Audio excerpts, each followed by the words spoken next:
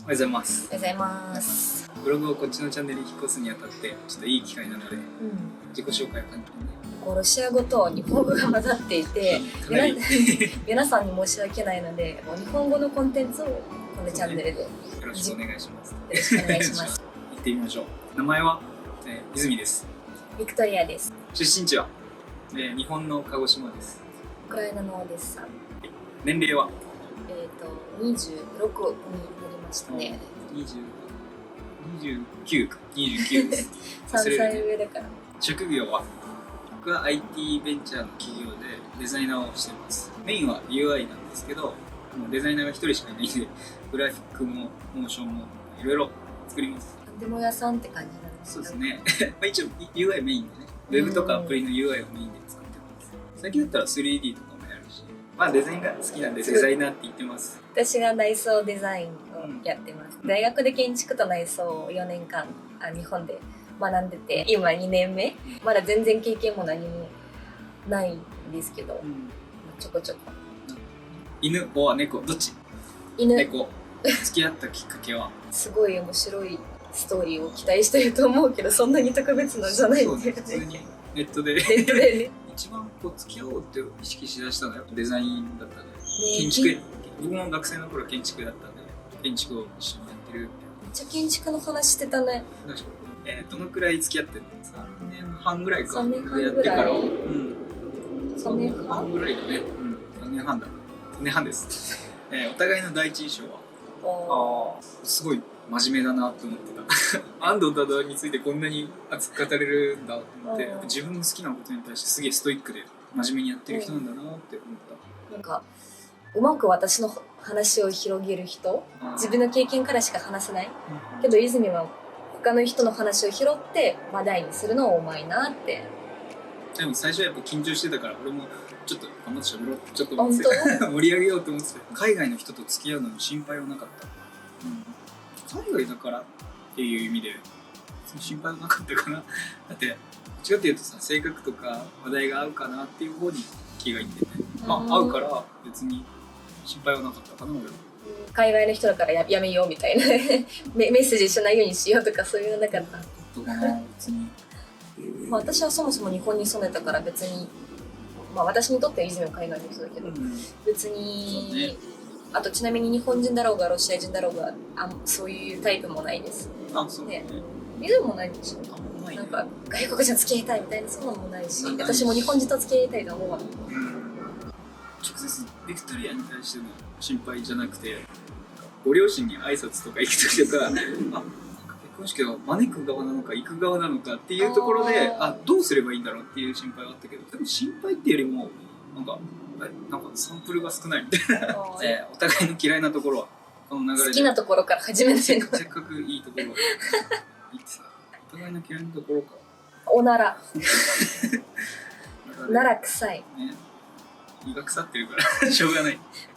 車にひかれるそうになるところか一個のことに集中するタイプ。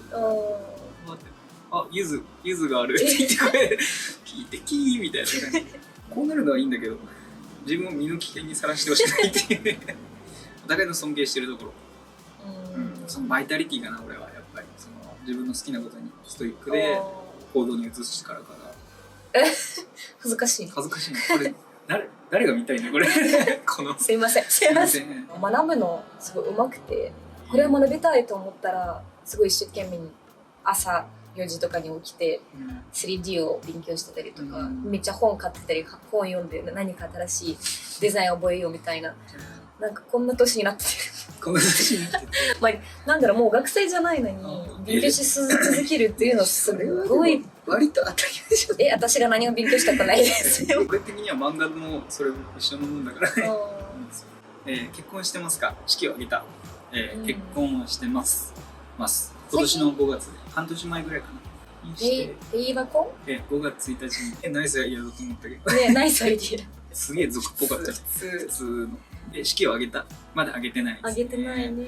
一応ご両親に挨拶は行ったんだけど、まだなんか結婚式っていう式を挙げてないですね。パーティーみたいなのをウクライナでやったけどね。ですね。もう親戚集まっていただいて、結婚した時周囲の反応は、親とかはあんまり親が翻訳をやってたんで、なんか海外に対してのステレオタイプとかなくて、海外にしばらく住んでたもんね。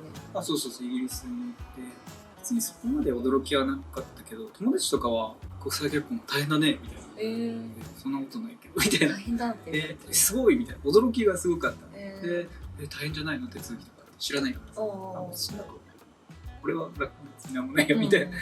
で、ビクトリアを見たら、あ、普通に人だねみたいな感じで、普通に祝福してくれたね。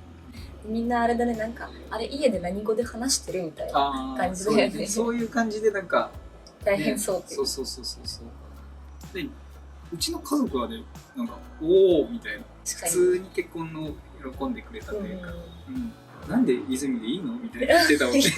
逆にお母さんとかね、どこが好きなんだろうねってお母さんビクトリアさん、泉のどこがいいのって私の家族も、全然誰も、まあ、日本に住んでるから別に驚いてないんだよね。なんか、そっかみたいな、いい人だったらいいねって出会って、すごいやっぱり言葉が通じないのもあるけど、泉は行動でなんかいろいろ見せてるから、みんながボディーランゲージでなんか荷物を持ってたりとか、そういうのをやってくれたりしてる時に、うちのお母さんに「泉っていつもそういう人なの？いつもこんなに手伝ったりしてるの？」みたいな。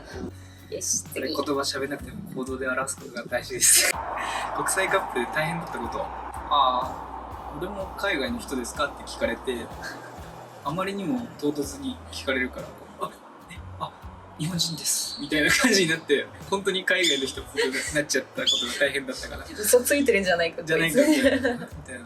ロシアでさ、いろんなこうジョークが流行ってるんだけど、でこれ超面白い、泉に教えようかなと思ってて、でそれをロシア語から日本語に翻訳しようとしてる時に、もう意味が全部ぐちゃぐちゃになって、鮮度が落ちまくってる状態で一生懸命こう伝えようとしてるんだけど全然伝わらない。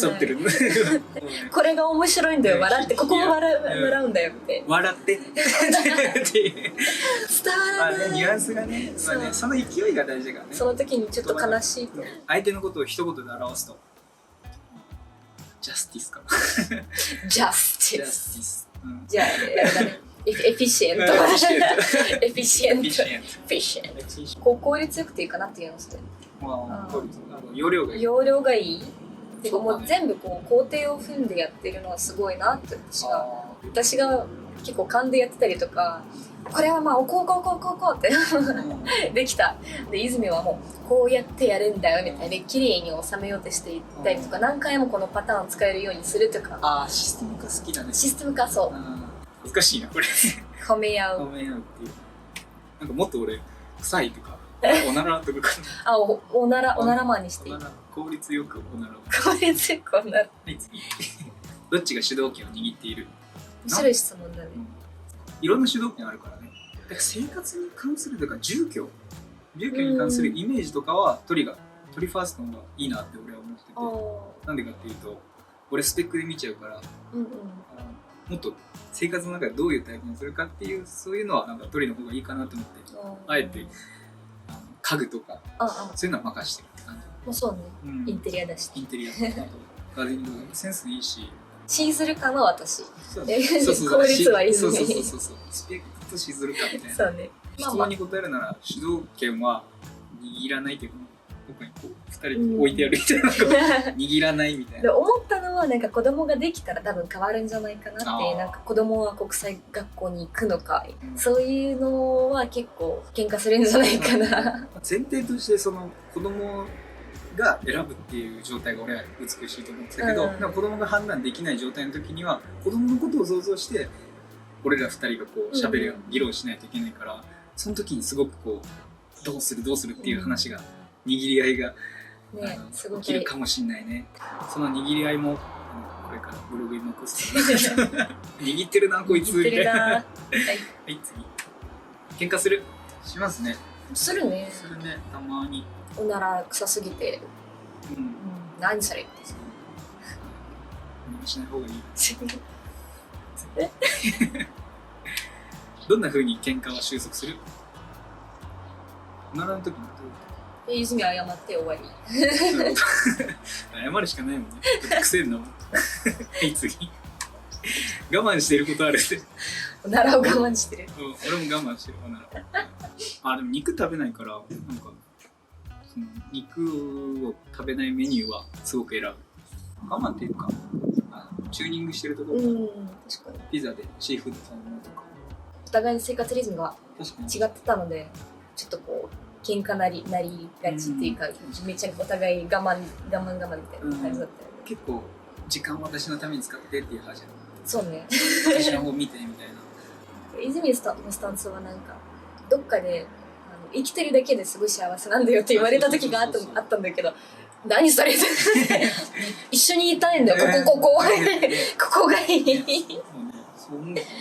絶対休みはもう休んでる時間は全部一緒がいいっていう、人によって嫌だっていう人もいるけど、その時にもうなんかアジャストすごかったよね、最初は。こうやって聞くと毎日デートどっかにプランニングしてどっかに行くって感じだけど、意外と家の中で YouTube 作業別々でしてるだけで一人満足だったりとかして、なんかよくよく突き詰めるとね、そういうなんかあったかみみたいなのを感じていたいみたいなところだから、部屋の中でお互い別の作業してでもいいなら、じゃあこれねみたいな感じで落としどころが見つかったというか。確かに、要するに最初からすごいうまくいってるわけじゃなくて、いろいろとこうね、試しながら、確かにいろいろチューニングしてたり、同棲してみたり離れてみたりして休日を一日こういう鳥のわがままを聞く日にしてみたり、俺のわがままを聞く日にしたりとかで、どっちかが友達と遊びに行ってる日は一人でどういうふうに過ごすのかとか、焼肉食べに行ったり一人で、そういうような感じでうまく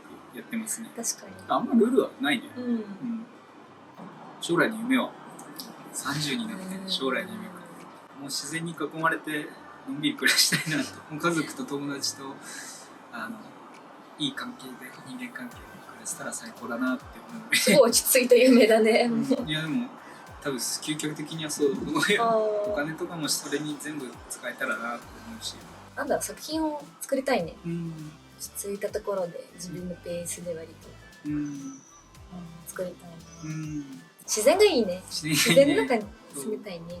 心も安らいで。終わりですね。はい。こんな感じでした。このチャンネルもよろしくお願いします。よろしくお願いします。じゃあまたなんか質問とかあったらインスタグラムなり YouTube のコメントなりお願いします。ありがとうございました。じゃあねー、パカパカー。パカ。